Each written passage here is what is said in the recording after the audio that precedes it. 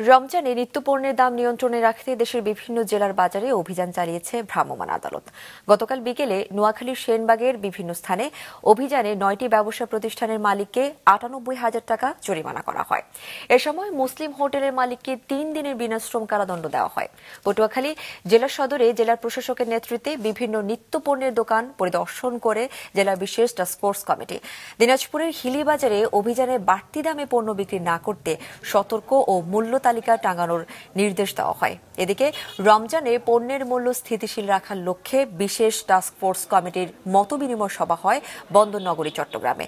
অন্যদিকে রমজান উপলক্ষে ময়মনসিংহ জেলা প্রশাসন ও জেলা পানি সম্পদ বিভাগের উদ্যোগে স্বল্প আয়ের মানুষের জন্য সুলভ মূল্যে ডিম ও গরুর মাংস বিক্রি শুরু হয়েছে। আমাদের পবিত্র রমজান মাসে দ্রব্যমূল্য স্থিতিশীল রাখার জন্য আমাদের বাজার মনিটরিং হয়েছে।